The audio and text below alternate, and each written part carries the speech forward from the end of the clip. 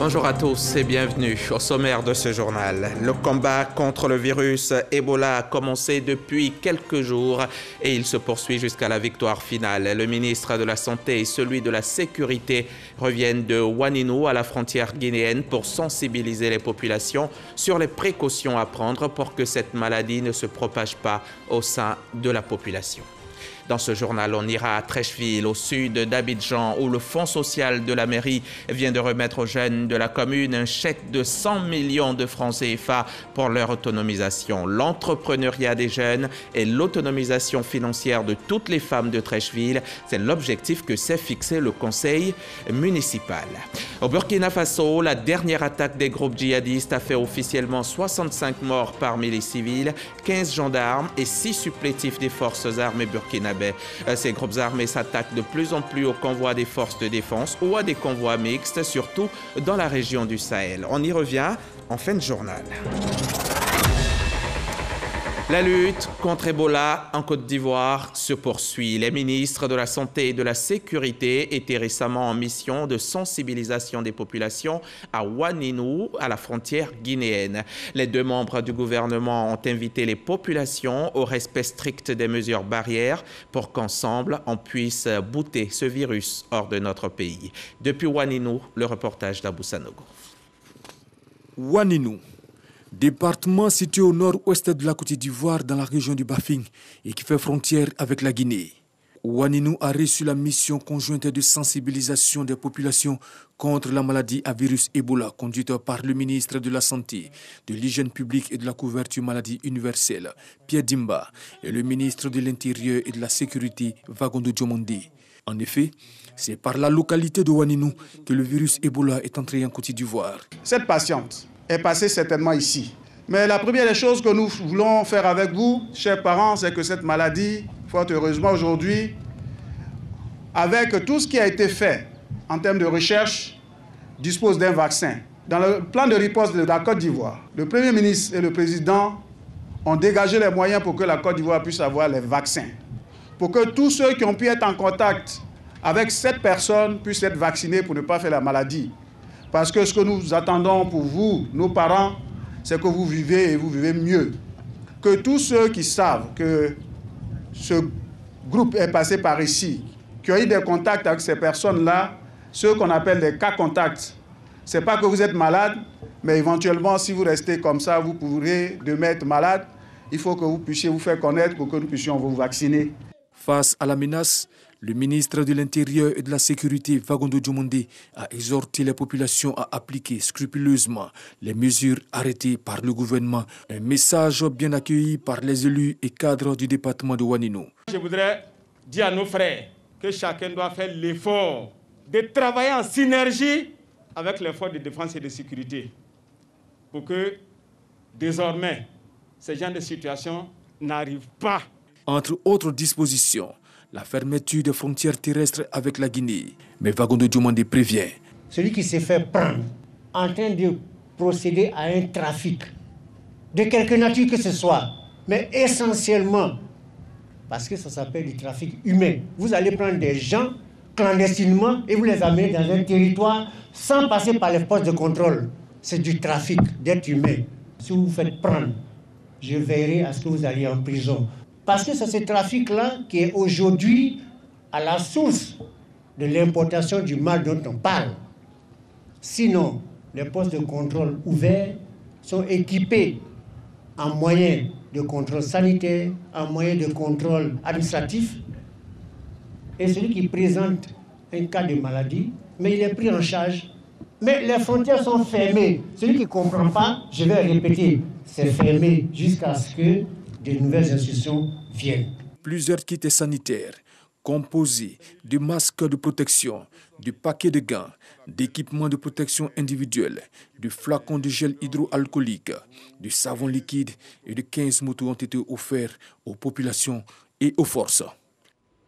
Et jusque-là, on s'en sort bien dans cette riposte contre Ebola. Aucun nouveau cas positif n'a encore été détecté dans le pays, même si des confrères d'autres médias avaient annoncé le contraire, mais qui ont vite fait de rectifier le tir. Ce qui est à retenir plutôt, c'est que 49 cas contacts de la jeune Guinéenne malade ont été retrouvés en Guinée voisine et ont tout de suite été pris en charge. À ce sujet, vous allez entendre les autorités sanitaires qui s'expriment dans ce reportage de Salimatou Dia.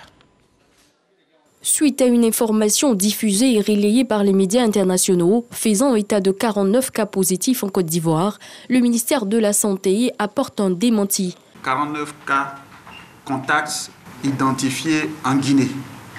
Il s'agit bien donc de la Guinée, puisque ce matin on a fait une réunion avec la Guinée, qui après avoir reçu le rapport d'investigation mené par la Côte d'Ivoire, a commencé à faire des recherches à leur niveau et ils avaient identifié 49 cas contacts au niveau de la famille de la maladie. L'Organisation mondiale de la santé, citée comme source par ces médias, apporte des éclaircissements. Le ministre de la Santé de la Guinée a fait un aperçu, la réponse qui est faite actuellement en Guinée en ce qui concerne ce cas de Ebola.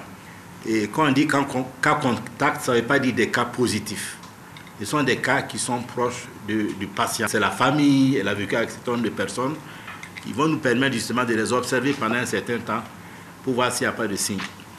Il a parlé aussi des actions qui sont menées à Zéro Corée. Et sur tous les trajets, il a même donné les itinéraires sur tous les trajets en Guinée. Les actions sont en train d'être prises. Ce qui est rassurant, ce que le ministre de la Santé de la Guinée nous a dit, c'est que la vaccination est en cours dans ces endroits-là. Du côté de la Côte d'Ivoire, 828 cas contacts ont été vaccinés ce jeudi. 65% de ces personnes, à peu près 532, sont des personnels soignants. Les autorités sanitaires ont misé sur la collaboration avec les leaders communautaires et religieux, ce qui a permis de retrouver des cas contacts directs.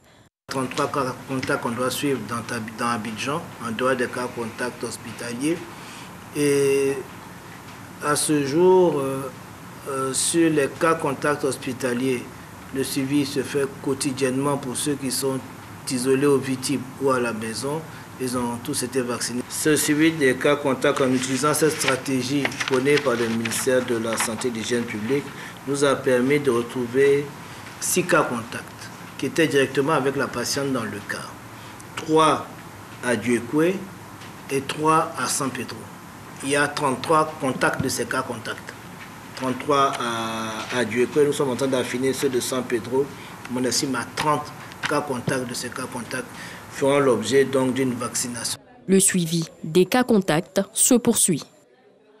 Voilà qui rassure et vivement que ce virus Ebola ne progresse point. L'autre bataille dans laquelle nous sommes engagés depuis 1 an et demi aujourd'hui, c'est bien le coronavirus. Il résiste, mais nous finirons bien par l'avoir.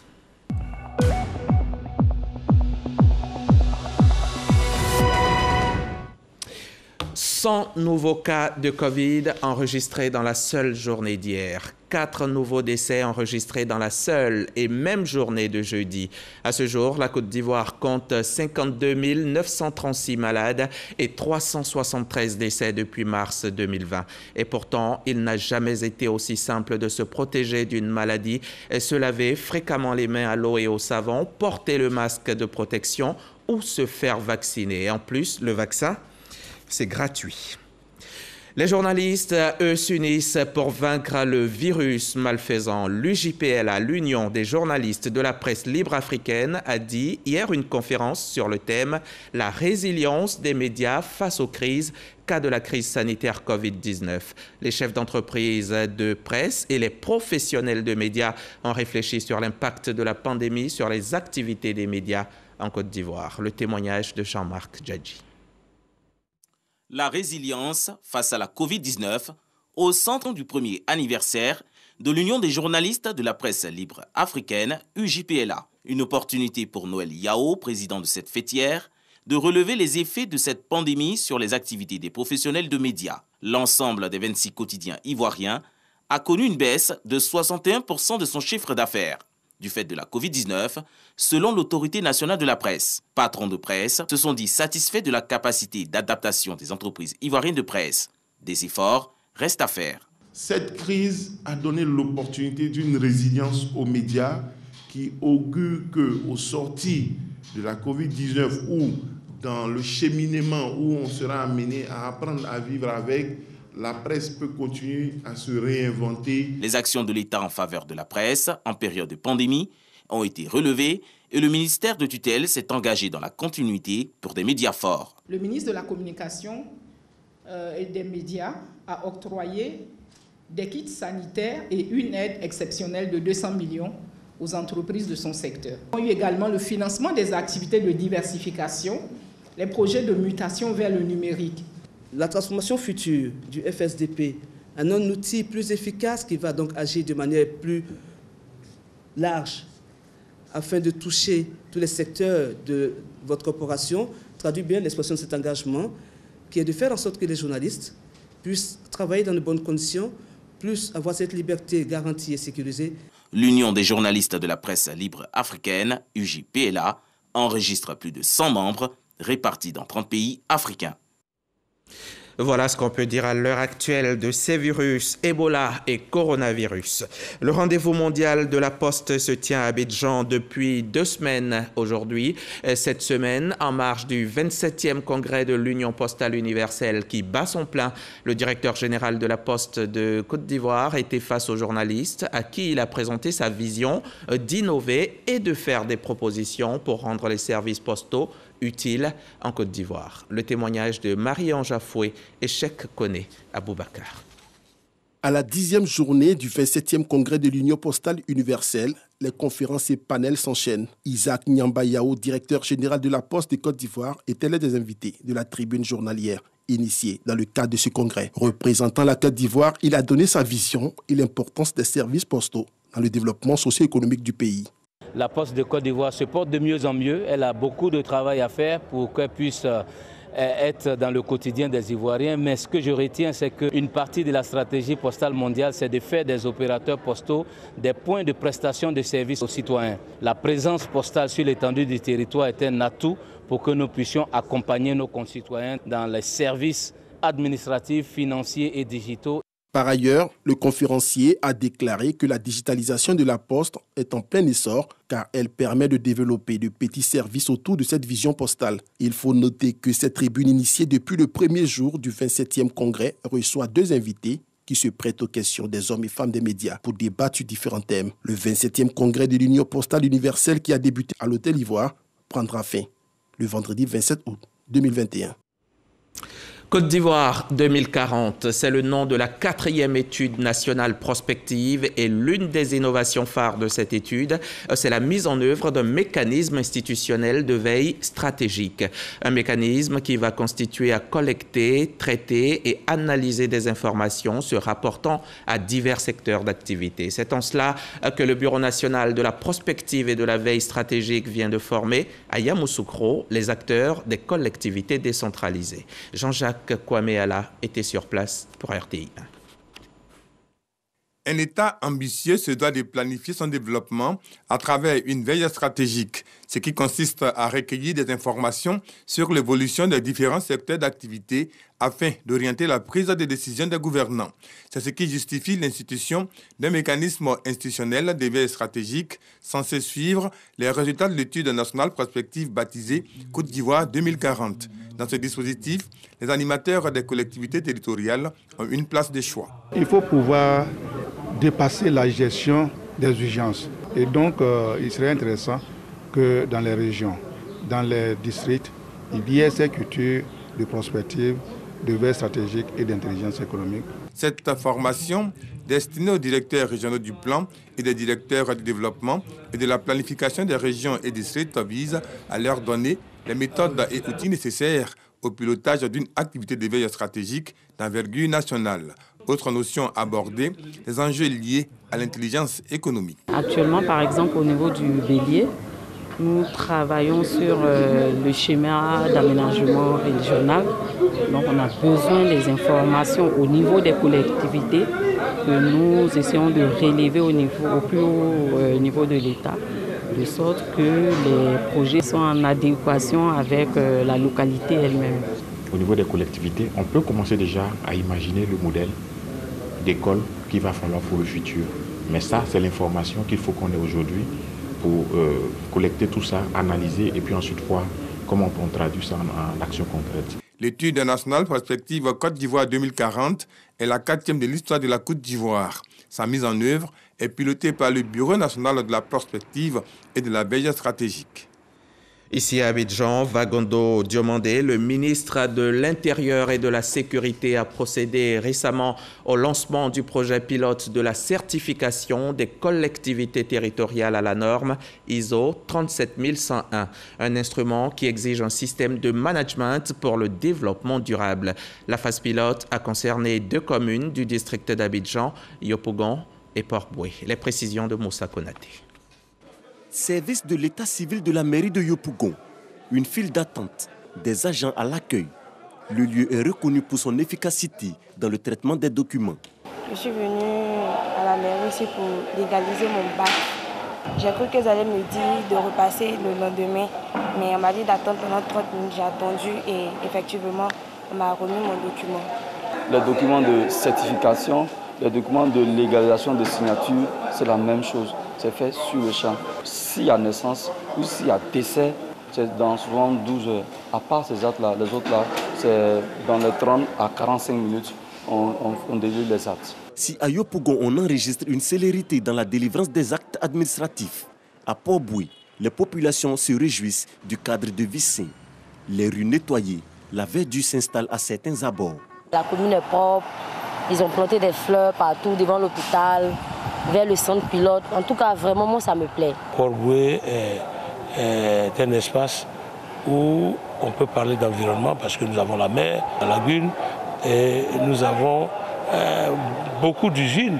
Rapidité dans le service, respect de l'environnement.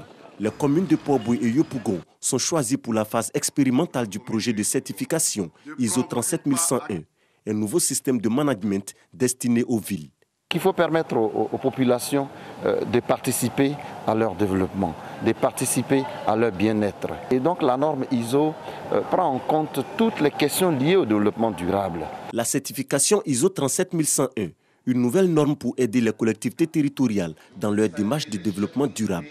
Initiative soutenue par l'USAID, Agence des États-Unis pour le développement. Les États-Unis sont convaincus que le commerce mutuellement bénéfique renforce le développement économique. Et pour augmenter le niveau de commerce international, il importe d'éliminer autant que possible les obstacles et l'incertitude. D'où l'intérêt d'adhérer aux normes reconnues au niveau mondial.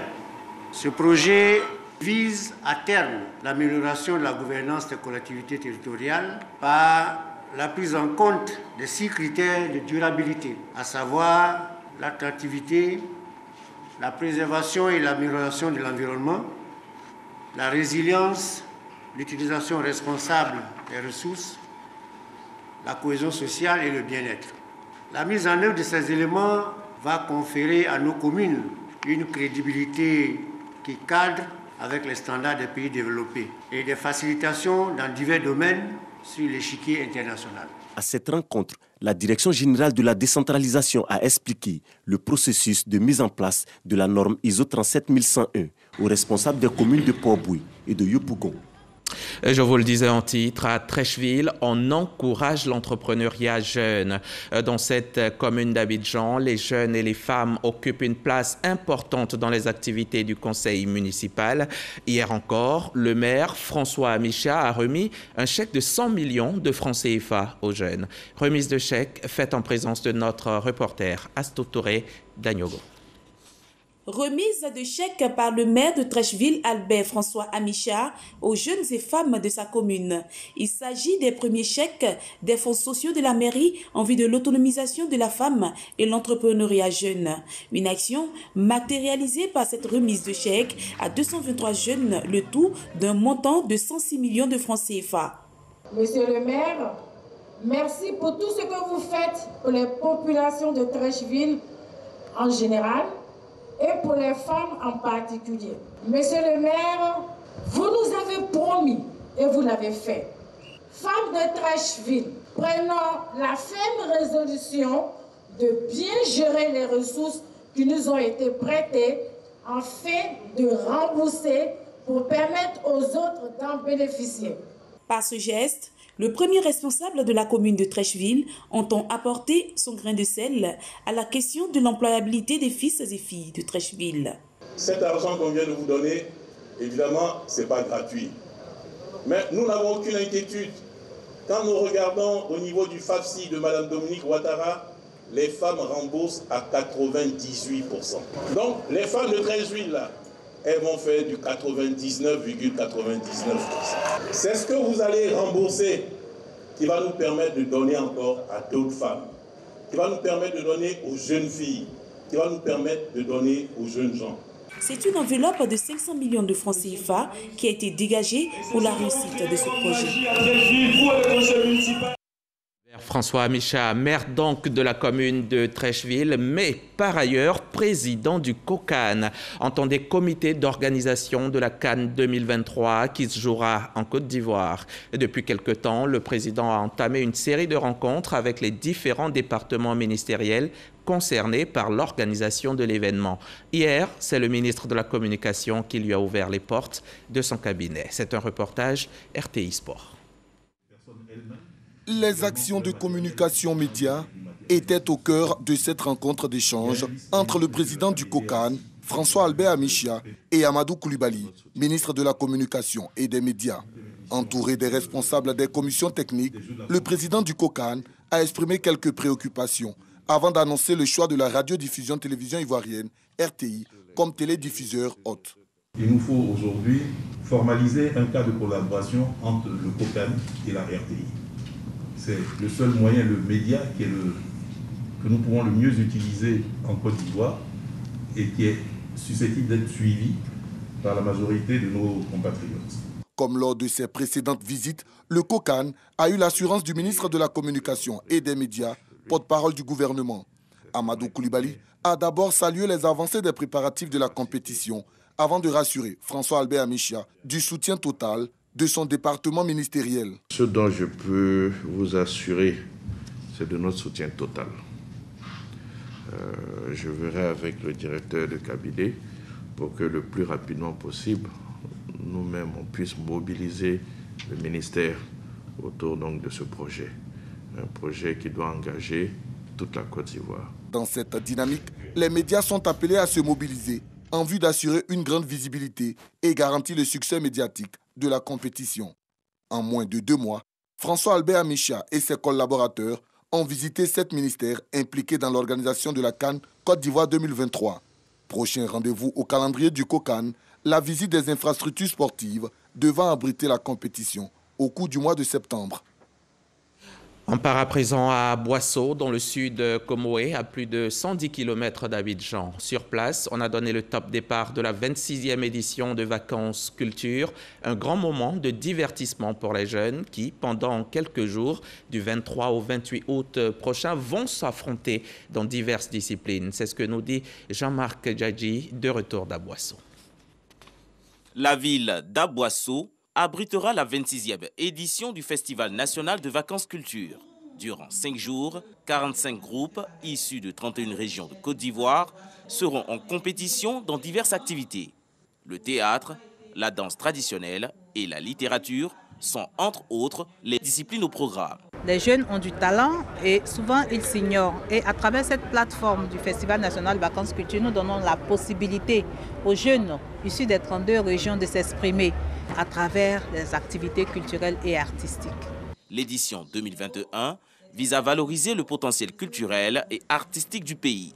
Une initiative soutenue par le ministère de la Culture, de l'Industrie, des Arts et du Spectacle. Notre présence vient pour témoigner de l'intérêt que Mme la ministre porte à cet événement culturel. Le ministère de la Culture veut, à travers ce festival, occuper sainement la jeunesse, rassembler la jeunesse et dire que la culture est un facteur de réconciliation. La 26e édition de Vacances Culture se tiendra du 23 au 28 août prochain. Il entend contribuer au processus cohésion sociale. Et pendant que va démarrer Vacances Culture, les centres de loisirs, eux, referment leurs portes. Il s'agit d'espaces de loisirs, d'échange et de communion que le ministère du Tourisme a offert pendant les vacances scolaires à plus de 500 enfants issus des communes d'Abobo, d'Adjamé, de Koumassi et du Plateau. 2 semaines durant lesquelles ces enfants âgés de 5 à 14 ans ont pu apprendre la peinture artistique et bénéficier d'activités sportives et ludiques. Walter Amadou Ouattara. Des enfants épanouis qui chantent et dansent, pour certains, en présence de leurs parents, visiblement émus. C'est la cérémonie de clôture des centres de loisirs, édition 2021, qui se tient au Plateau. 550 enfants, âgés de 5 à 14 ans, venus des communes d'Abobo, d'Adjamé, Koumassi et issus du Plateau, ont pendant 2 semaines pu participer aux activités sportives, ludiques et d'apprentissage à la peinture artistique. Parents et enfants bénéficiaires affirment avoir été positivement marqués par les activités. C'est une bonne initiative que le ministère du Tourisme organise en Côte d'Ivoire. Ça permet aux enfants de se distraire, de se libérer la tête, je pense. Ils apprennent plus. Dans notre centre de loisirs, nous avons appris à chanter, à faire des ballets venus presto aujourd'hui. Nous avons dessiné et on a fait des créations d'art. L'ambiance m'a vraiment marqué et j'étais content. Docteur Emmanuel Galabi, directeur de loisirs, revient sur les objectifs recherchés par le ministère du Tourisme et des Loisirs en pilotant une telle activité en faveur des enfants issus de familles à faible revenu. Pour ces vacances scolaires, si les enfants ne sont pas pris en charge pendant ce temps libre, ils peuvent s'adonner à des comportements antisociaux et autodestructeurs. Alors le gouvernement ivoirien, par le truchement du ministère en charge des loisirs, a bien voulu les prendre en charge. Cette année, on a associé un peu l'initiation à la musique. Il y a eu 2 professeurs de musique qui sont venus, qui ont enseigné à jouer à la flûte aux enfants. Les travaux d'art, à partir de matériaux de récupération, des réalisations faites par les enfants. Cette exposition a permis de montrer le savoir-faire des tout-petits. Paix, développement, autonomisation de la femme. C'est le thème d'un sommet régional organisé à Katiola, dans la région du Hambol, par la Fédération pour la paix universelle, section Côte d'Ivoire. Ce sommet a eu pour objectif de sensibiliser les populations et susciter davantage d'artisans de la paix dans cette région de la Côte d'Ivoire. On en sait plus avec Léon Brokwame, RTI Boaké. Le chef de canton, les présidents des jeunes et des femmes de Katiola, le conseil régional du Hambol, invité de la FPU, la Fédération pour la paix universelle, pour dire aux populations la nécessité de paix. Bienvenue au sommet régional pour susciter dans le Hambol davantage de vocations avant le prochain sommet mondial de la paix en Côte d'Ivoire. Nous prévoyons le sommet 2022. Et donc avant ce sommet, passer partout pour pouvoir sensibiliser tous les Ivoiriens et pour qu'ils sachent qu'est-ce qui veut dire la paix et les mettre déjà sur le chemin de la paix pour dire que définitivement la Côte d'Ivoire n'a que besoin de la paix. Ce panel autour du thème paix et développement, autonomisation de la femme.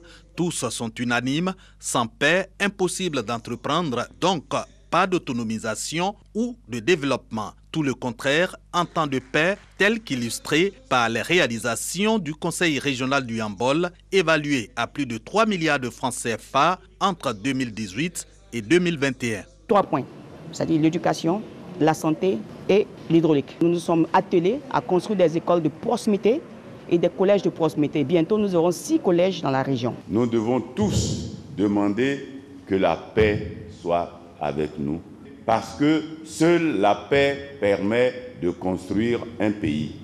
Lorsqu'il n'y a pas la paix, chacun est obligé de se replier sur lui-même et alors le pays s'arrête. Objectif, développement et épanouissement populaire continu dans le Hambol. Agissant dans ce sens, le préfet de la région est fait ambassadeur de paix par la FPU à ce sommet parrainé par des élus et cadres dont le député Jean-Luc Billon, le ministre Kamara Thomas et Ibrahim Khalil Konaté, le président du conseil régional du Hambol. Que la paix soit donc avec nous. On va refermer ce journal au Burkina Faso où la dernière attaque des groupes djihadistes a fait officiellement 65 morts parmi les civils, 15 gendarmes et 6 supplétifs des forces armées burkinabès. Ces groupes armés s'attaquent de plus en plus aux convois des forces de défense ou à des convois mixtes, surtout dans la région du Sahel. Selon des spécialistes, cela répond à une stratégie de ces groupes pour contrôler cette partie du Burkina Faso. C'est tout pour aujourd'hui. Fin de ce 13h. Je remercie la belle équipe qui m'a soutenu pour cette édition. Stéphane Conan, Arlène Poca, perpétuellement mes formidables cadreurs et toute l'équipe technique avec la chef d'orchestre Victorine Yaoyoboué. À vendredi prochain, toujours sur la chaîne ivoirienne.